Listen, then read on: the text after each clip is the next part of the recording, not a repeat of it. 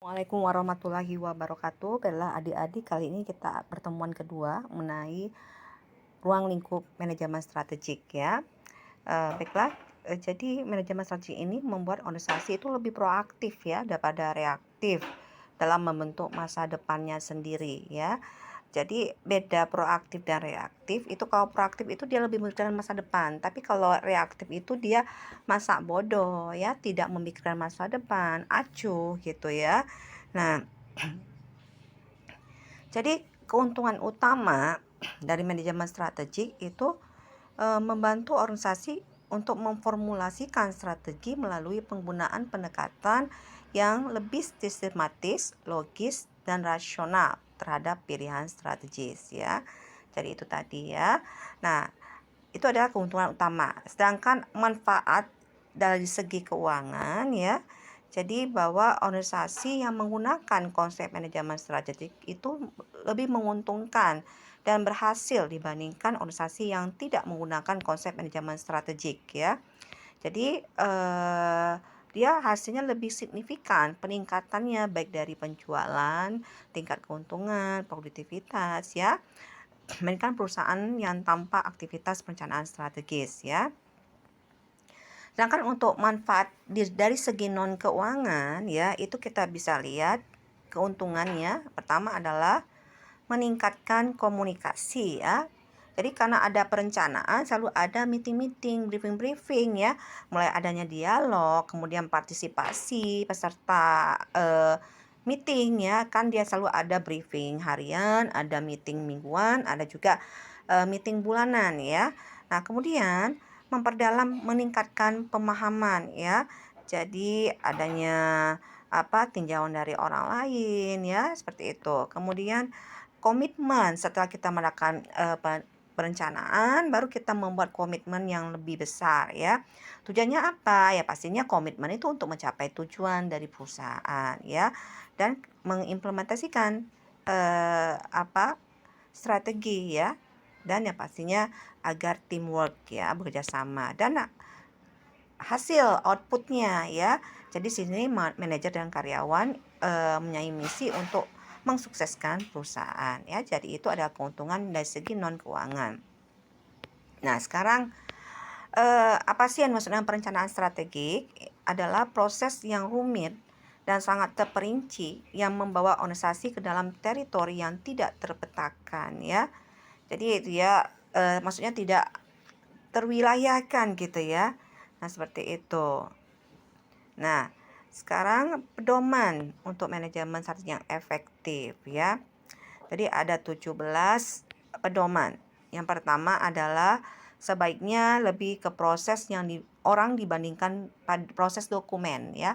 Jadi di sini kita kita menekankan pada leadernya ya.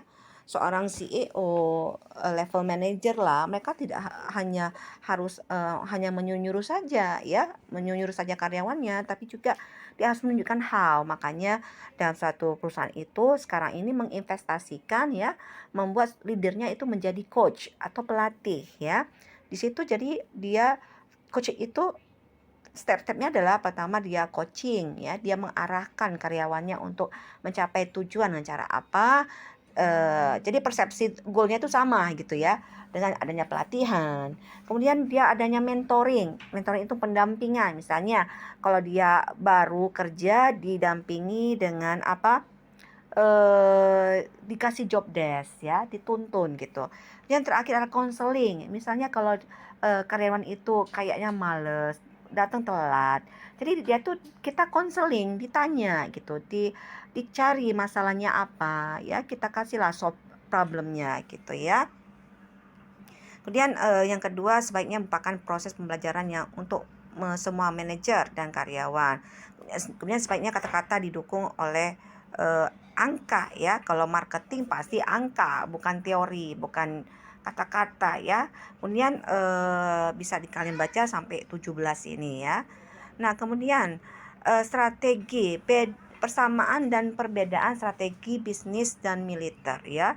Jadi seperti sekarang kan ada konflik Ukraina dan Rusia gitu ya.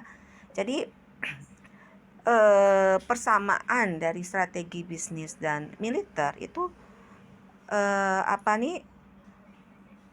sama-sama ya. Jadi dia memiliki tujuan ya, misi, kekuatan ya, seperti itu. Nah, kemudian mereka langsung menempatkan permasalahan itu gitu ya, mencari solusinya ya. Nah, jadi persamaan mereka adalah sama-sama untuk memperoleh keunggulan bersaing ya antara kompetitor, itu persamaannya.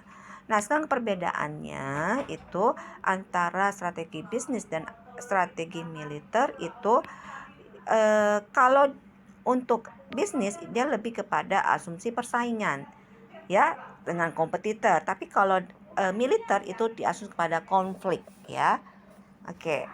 Nah, jadi kesimpulannya ya, semua perusahaan itu memiliki strategi, tapi apakah strategis itu terstruktur ya?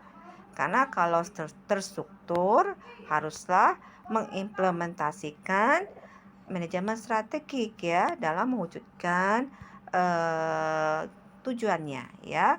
Jadi oleh karena itu perusahaan yang mengadopsi manajemen strategik itu akan lebih terarah dalam pencapaian tujuan.